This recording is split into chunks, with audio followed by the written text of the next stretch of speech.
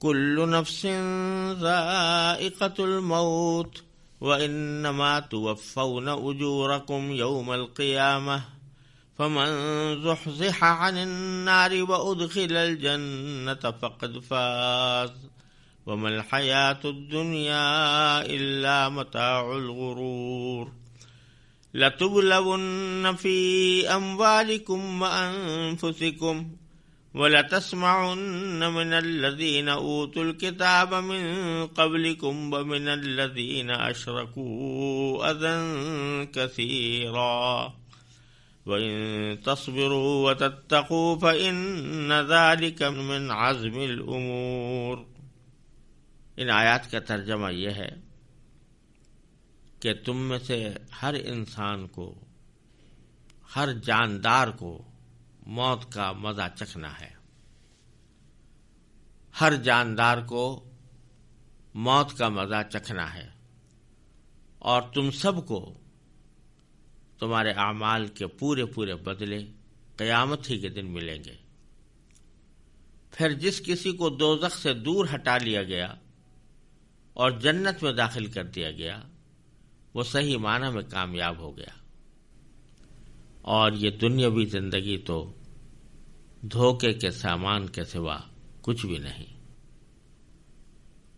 اے مسلمانوں، تمہیں اپنے مال و دولت اور جانوں کے معاملے میں آزمایا جائے گا، اور تم اہل کتاب اور مشرکین دونوں سے بہت سی تکلیف دہ باتیں سنو گے، اور اگر تم نے صبر اور تقوی سے کام لیا تو یقیناً یہی کام بڑی ہمت کے ہیں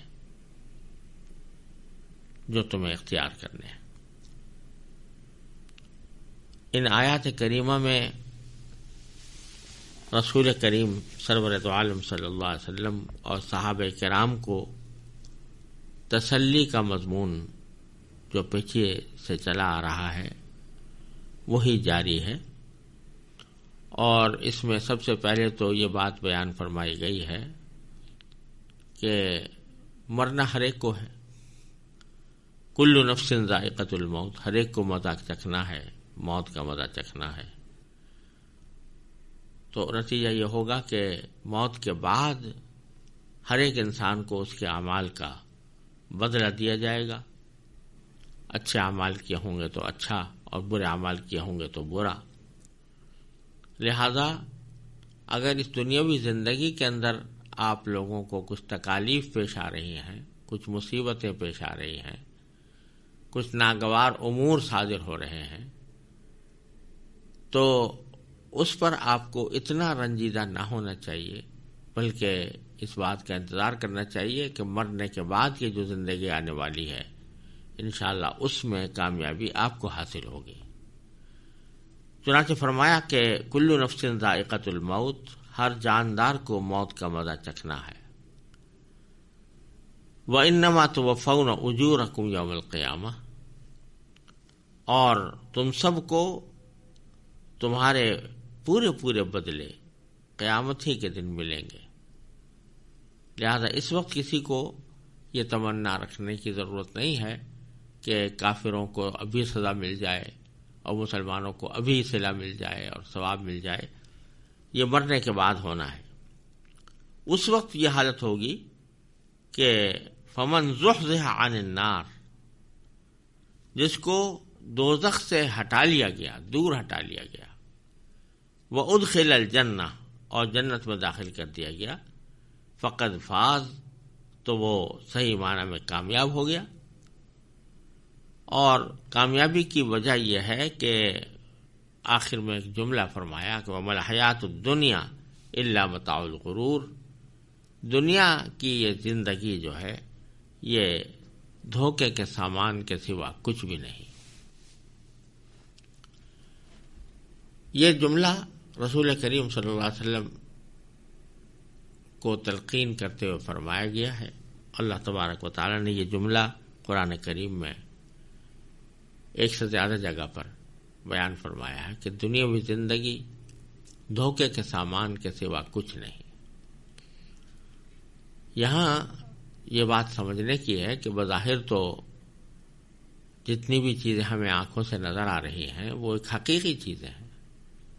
اگر مال ہے تو حقیقی مال ہے، دولت ہے تو حقیقی دولت ہے. کھانا، کپڑا اور ساز و سامان، مکان، سواریاں، یہ سب حقیقی چیزیں ہیں. ان کو دھوکے کا سامان کیسے کہا جا رہا ہے؟ یہ دھوکہ تو وہ ہوتا ہے کہ جس کی حقیقت کچھ نہ ہو اور خامخواہ اس کے اوپر نام لگا دیا گیا ہو کسی چیز کا، اس کو دھوکہ کہتے ہیں.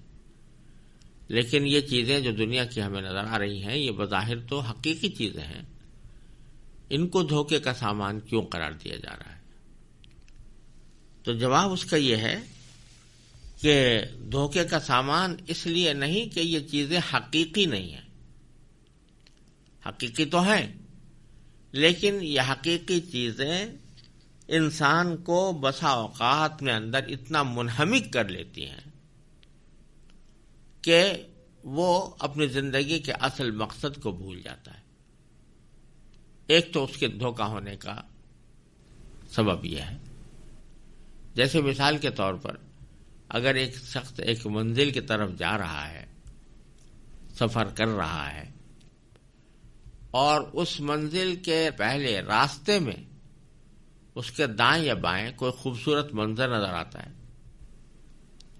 اور وہاں پر اس کو کچھ کھیل کود کے سامان نظر آتے ہیں، وہاں اس کو تفریح تباہ کا کوئی راستہ نظر آتا ہے، تو وہ چیزیں ہیں تو حقیقی. لیکن اگر وہ آدمی ان تفریحات کے اندر لگ کر اپنا سفر کرنا بھول جائے تو یہ بے شک دھوکے کا سامان بن گیا. تو یہ دنیا کی جتنی بھی چیزیں ہمیں آنکھوں سے نظر آ رہی ہیں حقیقی تو ہیں، لیکن جب انسان ان میں منہمک ہو جاتا ہے تو منہمک ہونے کے نتیجے میں جو آخرت کا اس کا سفر ہے، جو اس کو جنت کی طرف لے جانے والا ہے، اس سے اس کو غافل کر دیتا ہے. اس کے نتیجے میں اس کو دھوکے کا سامان قرار دیا گیا ہے اور حقیقت میں وہ دھوکے کا سامان بن جاتا ہے. دوسری بات یہ کہ یہ چیزیں بے شک حقیقی ہیں، مال دولت بھی حقیقی، مکان بھی حقیقی، سواریاں بھی حقیقی، رشتہ دار بھی حقیقی، سب کچھ حقیقی ہے، لیکن یہ ہمیشہ رہنے والی نہیں ہے. کبھی نہ کبھی جڑ جائیں، ختم ہو جائیں گے. کل نفس ذائقۃ الموت میں یہ جو فرمایا گیا کل نفس ذائقۃ الموت، تو اس میں ہر جاندار کے لیے کہا گیا کہ ہر جاندار موت کا ذائقہ چکھنے والا ہے. تو اگر کوئی دوست ہے تو وہ بھی ذائقہ چکھے گا موت کا، اگر کوئی باپ ہے، کوئی بیٹا ہے، کوئی اولاد ہے، کوئی والدین ہے، کوئی بہن بھائی ہیں، کوئی دوست احباب ہیں، وہ سب موت کا ذائقہ چکھنے والے ہیں. یہاں تک کہ جو جانور پال رکھے ہیں، جن سے اپنا دل لگا رکھا ہے، وہ بھی موت کا ذائقہ چکھنے والے ہیں. اور جب جاندار چیزیں موت کا ذائقہ چکھنے والی ہیں، وہ تو ہمارے آنکھوں کے سامنے ان کو موت آ جاتی ہے. تو اور دنیا کی جو مال و دولت ہے وہ بھی کبھی ایک ہمیشہ رہنے والی نہیں ہوتی، وہ بھی کبھی نہ کبھی ختم ہو جاتی ہے. لیکن انسان یہ سمجھتا رہتا ہے کہ یہ چیزیں مجھے ہمیشہ حاصل رہیں گی، اور اسی لیے حدیث میں رسول کریم صلی اللہ علیہ وسلم نے ارشاد فرمایا کہ اپنی زندگی کو موت سے پہلے غنیمت سمجھو، اپنی صحت کو بیماری سے پہلے غنیمت سمجھو، اپنی فراغت کو مشغول ہونے سے پہلے غنیمت سمجھو، اپنی دولت مندی کو فقیر ہونے سے پہلے غنیمت سمجھو، کیونکہ کسی وقت پتہ نہیں کہ کیا حالات میں تبدیلی آ جائے. تو انسان تو یہ امید لگائے بیٹھا رہتا ہے کہ میں زندہ رہوں گا، لیکن یہ سب چیزیں کسی نہ کسی وقت ساتھ چھوڑ جائیں گی. اس لحاظ سے بھی یہ دھوکے کا سامان ہے کہ آدمی ان کو ہمیشہ کے لیے اپنا سمجھتا ہے، لیکن یہ کبھی نہ کبھی انسان کا ساتھ چھوڑ جاتی ہے، اور یہ ہر انسان کو اس کا مشاہدہ ہوتا رہتا ہے. تو فرمایا کہ یہ دنیاوی زندگی تو ایک دھوکے کا سامان ہے، ہمیشہ تمہارے ساتھ رہنے والی نہیں ہے، لیکن مرنے کے بعد جو زندگی آنے والی ہے وہ ہمیشہ کی ہے. اس میں نہ تو یہ بات ممکن ہے کہ وہاں کی نعمتوں میں منہمک ہو کر آدمی اپنے مقصد زندگی کو بھول جائے، کیونکہ مقصد زندگی ہی وہ تھا، وہ حاصل ہو گیا. اور نہ یہ ممکن ہے کہ وہ چیزیں غائب ہو جائیں، فنا ہو جائیں، انسان سے دور ہو جائیں. ان کو موت نہیں آئے گی، وہاں کسی کو موت نہیں آئے گی، وہاں کوئی چیز فنا نہیں ہوگی. جو کچھ مل گیا وہ ہمیشہ کے لیے ملے گا اور اس کو واپس لینے کا کوئی امکان نہیں ہوگا. اس لیے اللہ تعالیٰ فرما رہے ہیں کہ آپ کو یہ دنیاوی زندگی میں جو تکلیفیں پیش آ رہی ہیں کی وجہ سے غمگین ہونے کی بات نہیں ہے، کیونکہ اصل جو آپ کی زندگی آنے والی ہے اس میں انشاءاللہ آپ کے لیے راحتیں ہی راحتیں. پھر فرمایا لَتُبْلَوُنَّ فِي أَمْوَالِكُمْ وَأَنفُسِكُمْ. یہ بھی فرما دیا کہ یہ آزمائش جیسے کہ احد کے موقع پر آئی تھی، وہ آزمائش صرف احد کے ساتھ ہی خاص نہیں ہوگی، بلکہ آئندہ بھی تمہیں آزمایا جائے گا. لَتُبْلَوُنَّ عربی زبان کے قاعدے کے لحاظ سے اس کے معنی ہے تمہیں ضرور بالضرور آزمایا جائے گا. بہت تاکید کے ساتھ فرمایا جا رہا ہے، آزمایا جائے گا. فی اموالکم، تمہارے مال کے بارے میں بھی آزمایا جائے گا. کیا معنی؟ کہ مال اور دولت جو ہے جو تمہیں حاصل ہے، کبھی اس میں کمی واقع ہو جائے گی، کبھی یہ چھن جائے گا، کبھی اس میں چوری ہو جائے گی، کبھی اور کوئی واقعہ پیش آ جائے گا جس سے اس مال کی کمیت میں کمی آ جائے. یا بعض اوقات مال تو اتنا ہی رہے لیکن بے برکتی پیدا ہو جائے اور بے برکتی کی وجہ سے تم اس سے صحیح فائدہ نہ اٹھا سکو. تو تمہارے مال کے معاملے میں بھی تمہیں آزمایا جائے گا. وَأَنفُسِكُمْ، اور خود جانوں کے بارے میں بھی آزمایا جائے گا کہ تمہاری جان کو کوئی نقصان پہنچ جائے، کوئی بیماری کھڑی ہو جائے، دشمن حملہ آور ہو جائے، دشمن تم پر کامیاب ہو جائے. یہ سب باتیں پیش آ سکتی ہیں اس دنیاوی زندگی میں، اور یہ سب اللہ تعالیٰ کی طرف سے آزمائش ہوگی. آزمائش اس بات کی کہ اس جیسے مواقع کے اوپر تم جزا فضا کر کے اللہ تعالیٰ کے فیصلے کا شکوہ کرتے ہو یا اللہ تعالیٰ کے فیصلے پر راضی رہتے ہو. اور فرمایا کہ جب بڑی بڑی تکلیفیں پہنچ سکتی ہیں تمہیں آزمائش کے طور پر، جس میں شہادت بھی داخل ہے، لوگوں کے اپنے ابھی پیاروں کی شہادت بھی داخل ہے، زخمی ہونا بھی داخل ہے، مال و دولت کا کم ہو جانا بھی داخل ہے. جب یہ باتیں ہو سکتی ہیں تو پھر یہ جو باتیں کرتے ہیں نا اہل کتاب یا یہودی، اور تمہیں برا بھلا کہتے رہتے ہیں، تمہارے اوپر طعنہ زنی کرتے رہتے ہیں، تمہارا مذاق اڑاتے رہتے ہیں، تو یہ تو معمولی بات ہے ان تکلیفوں کے مقابلے میں جو تمہارے مال یا تمہاری جان کے اندر پہنچ سکتی ہے. لہذا فرمایا وَلَا تَسْمَعُنَّ، اور تم ضرور سنو گے، من الذین اوتوا الکتاب من قبلکم، ان لوگوں سے جن کو تم سے پہلے کتاب دی گئی تھی، یعنی یہودی اور نصارہ. ومن الذین اشرکوا، اور ان لوگوں سے بھی جنہوں نے شرک کیا ہے، یعنی بت پرست لوگ، جو عرب کے دوسرے بت پرست لوگ تھے علاوہ اہل کتاب کے. ان سب سے تم سنو گے، ضرور سنو گے، اذن کثیرا، بہت سی تکلیف دہ باتیں. اہل کتاب تکلیف دہ باتیں کریں گے تم سے، اور بت پرست کافر بھی کریں گے، تمہیں تکلیف پہنچانے کے لیے طعنے دیں گے، اعتراض کریں گے، تمہارا مذاق اڑائیں گے. یہ سب کچھ ہوتا رہے گا، لیکن ان کو کرنے دو، اس سے تمہارا نقصان کچھ نہیں. وَإِن تَصْبِرُوا وَتَتَّقُوا، اگر تم نے ان کے اس عمل کے اوپر صبر سے کام لیا اور تقوی سے کام لیا، فَإِنَّ ذَلِكَ مِنْ عَزْمِ الْأُمُورِ، تو یقین رکھو کہ یہی وہ کام ہے جو بڑے ہمت کے ہیں.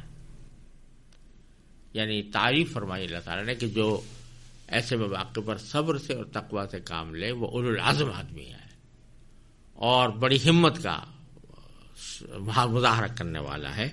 یہ ہوتا ہے کہ آدمی ایسے مواقع پر دل گرفتہ ہونے کے بجائے، مایوس ہونے کے بجائے، وہ اس کا ہمت اور تازہ ہو جائے، اس کا حوصلہ اور بڑھ جائے.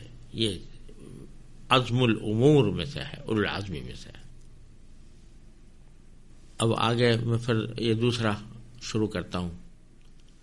وَإِذْ أَخَذَ اللَّهُ مِيثَاقَ الَّذِينَ أُوتُوا الْكِتَابَ لَتُبَيِّنُنَّهُ لِلنَّاسِ وَلَا تَكْتُمُونَهُ فَنَبَذُوهُ وَرَاءَ ظُهُورِهِمْ وَاشْتَرَوْا بِهِ ثَمَنًا قَلِيلًا فَبِئْسَ مَا يَشْتَرُونَ. لا تحسبن الذين يفرحون بما أتوا ويحبون أن يحمدوا بما لم يفعلوا فلا تحسبنهم بمفازة من العذاب ولهم عذاب أليم. ولله ملك السماوات والأرض والله على كل شيء قدير. ان آیات کریمہ کا ترجمہ یہ ہے، اور جب اللہ نے اہل کتاب سے یہ عہد دیا تھا کہ تم اس کتاب کو لوگوں کے سامنے ضرور کھول کھول کر بیان کرو گے اور اس کو چھپاؤ گے نہیں، پھر انہوں نے اس عہد کو پس پش ڈال دیا اور اس کے بدلے تھوڑی سی قیمت حاصل کر لی. اس طرح کتنی بری ہے وہ چیز جو یہ مول لے رہے ہیں. یہ ہرگز نہ سمجھنا کہ جو لوگ اپنے کیے پر بڑے خوش ہیں اور چاہتے ہیں کہ ان کی تعریف ان کاموں پر بھی کی جائے جو انہوں نے کیے ہی نہیں، ایسے لوگوں کے بارے میں ہرگز یہ نہ سمجھنا کہ وہ عذاب سے بچنے میں کامیاب ہو جائیں گے. ان کے لیے دردناک سزا تیار ہے. اور آسمانوں اور زمین کی سلطنت صرف اللہ کی ہے، اور اللہ ہر چیز پر مکمل قدرت رکھتا ہے. ان آیات میں اہل کتاب جن کا ذکر پیچھے سے چلا آ رہا ہے، یعنی یہودی اور نصرانی، اور احد کے سیاق میں زیادہ تر مقصود یہودیوں کا ذکر ہے، ان کی ایک بدعنوانی یہ بیان کی گئی ہے کہ انہوں نے اللہ تبارک و تعالی سے یہ عہد کیا تھا، ان کے آباء و اجداد نے کیا تھا، اور وہ اس عہد پر خود بھی راضی تھے. یہ کہ جو کچھ تورات میں لکھا ہے، جو احکام دیے گئے ہیں، وہ جوں کہ توں لوگوں تک بیان کر کے پہنچائیں گے اور ان میں سے کچھ چھپائیں گے نہیں. لیکن انہوں نے اپنے اس عہد کی پاسداری نہیں کی، بلکہ تورات کے بہت سے احکام چھپا لیے اور لوگوں کے سامنے بیان نہیں کیے. یہ ایک بات مشہور ہے، خود اہل کتاب کی تاریخ اس کی گواہ ہے، اور اہل کتاب کو خود اعتراف بھی ہے کہ ان کے بہت سے علماء تورات کے بہت سے احکام کو چھپا کر بیٹھ جاتے تھے اور لوگوں کے سامنے بیان نہیں کرتے تھے. اور اس چھپانے کا مقصد ہوتا تھا اپنے ذاتی مفادات کا تحفظ. اگر تورات میں کوئی ایسی بات آ گئی ہے کہ جس سے ان کے مفاد کو نقصان پہنچتا ہے تو وہ لوگوں کے سامنے اس کو بیان ہی نہیں کرتے تھے، تاکہ لوگ ان تورات کے احکام کو ہمارے خلاف حجت نہ بنائیں. تو اللہ تبارک و تعالیٰ اس خرابی کو بیان فرما رہے ہیں. وَإِذْ أَخَذَ اللَّهُ مِيثَاقَ الَّذِينَ أُوتُوا الْكِتَابَ. وہ بات یاد رکھو جب اللہ نے اہل کتاب سے یہ عہد لیا تھا. کیا عہد لیا تھا؟ کہ لَتُبَيِّنُنَّهُ لِلنَّاسِ، کہ تم اس کتاب کو لوگوں کے سامنے ضرور کھول کھول کر بیان کرو گے.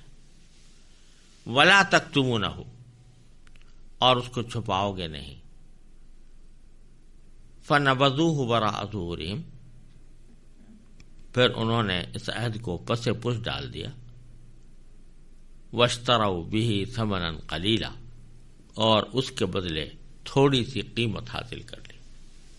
یعنی یہ جو عہد کیا تھا کہ کچھ چھپائیں گے نہیں، اس کی خلاف ورزی کرتے ہوئے چھپایا کچھ احکام کو اور چھپانے کا مقصد یہ تھا کہ اس چھپانے کے نتیجے میں وہ کچھ مالی منفعت حاصل کر لیں، تھوڑی سی قیمت حاصل کر لی۔ فبئس ما یشترون، کتنی بری ہے وہ چیز جو یہ مول لے رہے ہیں۔ بظاہر تو کچھ تھوڑی بہت دنیاوی آمدنی ان کو حاصل ہو گئی، لیکن اس آمدنی کے عوض میں آخرت میں جو عذاب ملنے والا ہے، اللہ بچائے، وہ اتنا شدید ہوگا کہ جو کچھ انہوں نے مول لیا وہ برا ہی برا ہے۔ اور پھر آگے ان کی ایک اور خصلت بیان کی ہے یہودیوں کی، وہ یہ کہ بعض اوقات اگر کوئی کام ان سے ایسا سرزد ہو جاتا جو ظاہر میں اچھا ہوتا تو وہ اس کے اوپر بڑے اتراتے تھے اور لوگوں کے سامنے اس کی اوپر خوشی کا اظہار کرتے تھے، اور اس کے ساتھ نہ صرف یہ کہ ان کاموں پر اتراتے تھے جو واقعی انہوں نے کیے، اس کے علاوہ جو کیے بھی نہیں، اور لوگوں کو یہ باور کرانے کی کوشش کرتے تھے کہ ہم نے یہ اچھے کام کیے ہیں تاکہ اس پر بھی ان کی تعریف ہو۔ تو جو کام کیے ہی نہیں ان کے اوپر بھی تعریف چاہتے تھے۔ تو فرمایا کہ لا تحسب الذین یفرحون بما آتوا، تم ہرگز گمان نہ کرنا ان لوگوں کے بارے میں جو یفرحون، جو خوش ہوتے ہیں۔ خوش کے اندر تھوڑا سا پہلو اترانے کا بھی داخل ہے۔ بما اتوا، خوش ہوتے ہیں ان اعمال پر یا ان کاموں پر جو انہوں نے کیے۔ وَيُحِبُّونَ أَن يُحْمَدُوا بِمَا لَمْ يَفْعَلُوا، اور وہ چاہتے ہیں کہ ان کی تعریف کی جائے ان کاموں پر بھی جو کیے ہی نہیں انہوں نے۔ فَلَا تَحْسَبَنَّهُمْ بِمَفَازَةٍ مِنَ الْعَذَابِ، تو ان کے بارے میں ہرگز نہ سمجھنا کہ وہ عذاب سے بچنے میں کامیاب ہو جائیں گے، ایسا نہیں ہوگا۔ وَلَهُمْ عَذَابٌ أَلِيمٌ، ان کو دردناک عذاب ہوگا۔ اور یہ عذاب دینا اور ثواب دینا اور فیصلے کرنا یہ سارا اللہ کے ہاتھ میں ہے۔ للہ ملک السماوات والارض، اللہ ہی کے لیے ہے آسمانوں اور زمین کی سلطنت۔ واللہ علی کل شیء قدیر، اور اللہ ہر چیز پر قدرت رکھتا ہے۔ ان آیات میں اگرچہ ذکر تو اہل کتاب کا ہے، لیکن ان کی 3 برائیاں بیان فرمائی گئی ہیں، اور ان برائیوں کو مسلمانوں کے سامنے بیان کرنے کا بظاہر مقصد یہ بھی ہے کہ مسلمان ان سے پرہیز کریں۔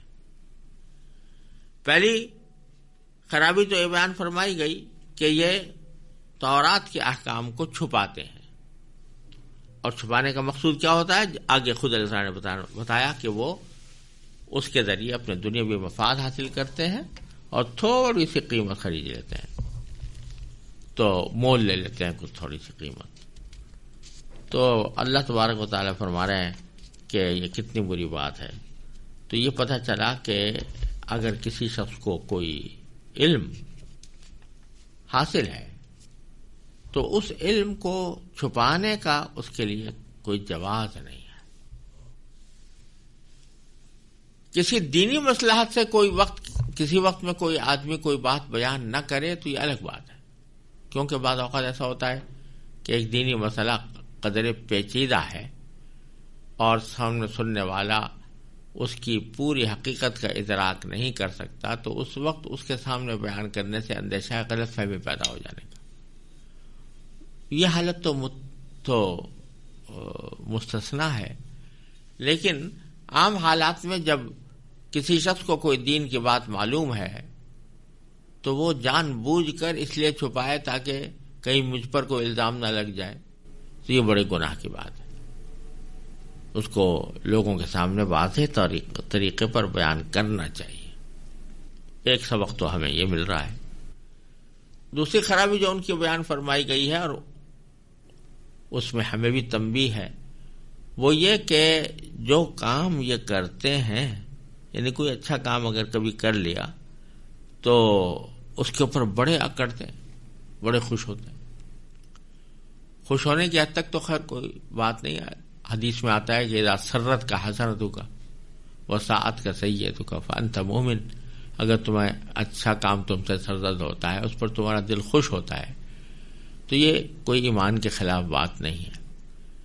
لیکن ایک تو ہے خوشی ہو جانا دل میں، اور ایک یہ ہے کہ اس خوشی کا اس طرح اظہار کرنا کہ ایک تو اس سے ریاکاری بھی ہو، اور ایسا اظہار کرنا جس سے کہ دوسروں کے اوپر اپنی بڑائی کا اظہار بھی ہو، یہ سب مل کر یہ فرح بنتے ہیں۔ اسی کو سورہ لقمان میں فرمایا کہ لا تفرح ان اللہ لا يحب الفرحین۔ تو اللہ تعالی نے فرمایا کہ ایسی خوشی جس سے ایک تو تم دوسرے پر اپنی بڑائی جتاؤ اور دوسرے اس کو اپنا کمال سمجھو، یہ ایسی خوشی جو ہے وہ منع ہے۔ لہذا اگر کسی کو کوئی نیک عمل کرنے کی توفیق ہوئی ہے تو اس کا کام یہ ہے کہ وہ ایک طرف تو اللہ تعالیٰ کا شکر ادا کرے کہ یا اللہ آپ نے مجھے اس کی توفیق عطا فرمائی، اس پر دل میں خوش بھی ہو کہ الحمدللہ اللہ تعالیٰ نے یہ کام مجھ سے لے لیا، اس پر بھی کوئی مذائقہ نہیں ہے، اور اس خوشی کا اظہار اگر دوسروں کے سامنے بھی ہو جائے اللہ تعالیٰ کے شکر کے ساتھ، اس میں بھی کوئی مذائقہ نہیں ہے۔ لیکن دوسروں کے سامنے اس طرح ذکر کرنا کہ ایک طرف تو اس کو اپنا کمال ظاہر کیا جائے کہ دیکھو میں نے کتنا بڑا تیر مار لیا، کتنا بڑا کمال مجھ سے سرزد ہو گیا، یا یہ کہ اس کو اس طرح بیان کرنا کہ جس سے دوسروں پر اپنی بڑائی اور فوقیت جتلانا مقصود ہو، تو یہ تکبر میں داخل ہو کر یہ گناہ ہو جاتا ہے۔ اور یہاں اسی کا ذکر ہے کہ یفرحون بما اتوا، جو کچھ انہوں نے کیا ہے اس پر وہ اکڑ سے کام لیتے ہیں۔ تیسری برائی جو بیان کی وہ اس سے زیادہ خطرناک ہے کہ یحبون ان یحمدوا بما لم یفعلوا، وہ چاہتے ہیں کہ ان کی تعریف ایسے کاموں پر کی جائے جو انہیں کیے ہی نہیں۔ یہ بھی ایک انسانی نفس کی ایک بیماری ہے کہ چونکہ طبیعت کو دوسروں کی تعریف پسند آتی ہے اور دل چاہتا ہے کہ دوسرے میری تعریف کریں، تو تعریف کے ہر موقع کو انسان اختیار کرنے کی کوشش کرتا ہے، یہاں تک کہ اس کے دل میں بعض اوقات یہ خیال پیدا ہوتا ہے ایک کام کیا تو نہیں ہے اس نے، لیکن چاہتا ہے کہ دوسرے لوگ یہ سمجھیں کہ میں نے کیا ہے اور اس کی بنیاد پر وہ تعریف کریں۔ یہ بھی ایک انسانی نفس کی چوری ہوتی ہے جو ایک انسان کے اندر بسا اوقات پیدا ہو جاتی ہے کہ ایک کام کیا تو نہیں ہے لیکن لوگوں کے سامنے یہ باور کر رہا ہے کہ میں نے کیا، اور اس کے اوپر لوگوں کی تعریف حاصل ہو، تو یہ ڈبل جرم ہو گیا۔ ایک تو جو کام کیا نہیں اس کو کسی طرح باور کرانا کہ میں نے کیا ہے، یا دوسروں پر یہ ظاہر کرنا کہ میں نے کیا ہے، یا اگر دوسروں پر ظاہر ہو گیا ہے تو اس کی تردید نہ کرنا، تو یہ سب در حقیقت ایک طرح سے غلط بیان ہی ہے۔ اور دوسرا کام اس کے اوپر کہ تعریف حاصل کرنے کی فکر، تعریف کی فکر جب پیدا ہو جائے تو یہی انسان کے اندر حب جاہ پیدا کرتی ہے اور ریاکاری کے جذبات پیدا کرتی ہے۔ اس واسطے یہ کوئی اچھی صفت نہیں ہے کہ آدمی اس فکر میں لگا رہے کہ مجھے دوسروں کی تعریف حاصل ہو۔ تو اللہ تبارک و تعالی یہ فرماتے ہیں کہ جو لوگ ایسا کرتے ہیں، یعنی دو جرم کرتے ہیں، ایک تو اپنے کیے پر اکڑتے ہیں، اور جو کوئی کام نہیں کیا اس پر بھی تعریف چاہتے ہیں دوسروں کی کہ مجھے تعریف ملے، تو ان کو یہ نہ سمجھنا کہ یہ لوگ عذاب سے بچنے میں کامیاب ہو جائیں گے، ہرگز نہیں ہوں گے۔ لہم عذاب علیم، ان کے لیے سخت عذاب ہے۔